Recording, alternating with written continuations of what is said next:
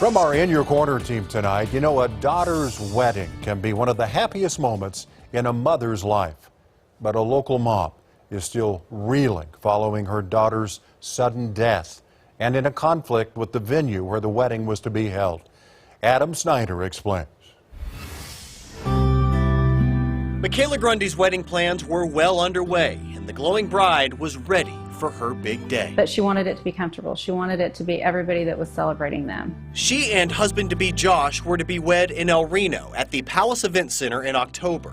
But in late May, Michaela started feeling ill. She said, "Mom, I'm not feeling real good," and Tuesday they went to urgent care. Her condition changed throughout the week, ultimately leading to a phone call early Monday morning. Josh called us at 4 a.m. Monday morning. I heard my husband say, "What do you mean she hasn't breathed in 10 minutes?" And so as soon as I heard that, I set up and we started getting ready and drove to the hospital. And by the time we got there, they couldn't revive her and she was gone. Michaela was 28. It's still unclear exactly what happened. Her family left to grieve and cancel the wedding. Calling vendors one by one, offered a full refund from all except one, the Palace. Lisa reaching out for clarification. And I said, well, I just wanted to know if there was going to be a refund forthcoming to him for the venue. I know that she had paid quite a bit. Michaela had paid around $4,000 to date. After consideration, the venue offered only half back in a text. And at that point I was like, but all he's done is all that's been done is her name's been put on the date.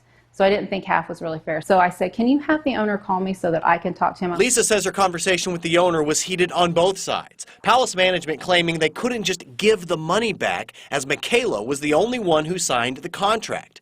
But Lisa says Michaela used a card on a joint account with her fiancé.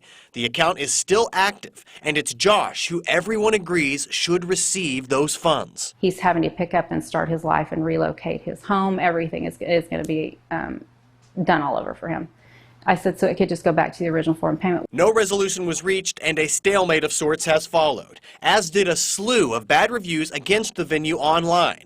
The Palace responding to most with the same uniform statement that reads in part, "Our attorney has advised us that the refund must be paid to her legal heir, that they have asked for information regarding Michaela's estate, and that they've connected with a family friend of Lisa's to communicate what documents are needed."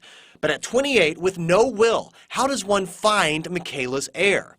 We asked local estate attorney David McBride that same question. They initiate a court proceeding called a probate, stating that they have a right to step up and be the person to receive from a distribution from the estate. Without a will or trust, those proceedings can be costly. Keep in mind, the family is chasing down $4,000. McBride says even the most straightforward, no-hassle probate proceedings can cost anywhere from $2,500 to $5,000. They're going to spend more in attorney fees and court costs and all those other expenditures than they're going to ultimately recover. It sadly happens far too often. But there could be resolution in sight. The Palace responded to News 4's request for comment with a lengthy statement. Management explaining they were, quote, very sorry to hear of Michaela's passing, that their attorney advised them to receive an affidavit of heirship, which they were in the process of drawing up to be sent and signed and resolve the whole matter. Adding, quote, "It pains us greatly to see the negative and libelous posts. We have been unfairly defamed and we are not able to defend ourselves." Meanwhile, Michaela's family is looking to put this all behind them, learning the importance of understanding these contracts inside and out.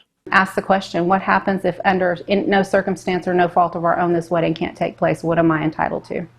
I wish we'd have known. The In Your Corner bottom line tonight, you're going to want to double check that contract and make sure it says in there exactly what happens to the money if this wedding is canceled by no fault of your own.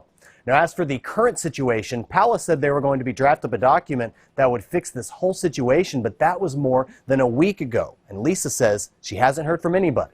Palace also says they want the bad reviews removed from their Facebook page. We'll check back. I'm Adam Snyder, In Your Corner.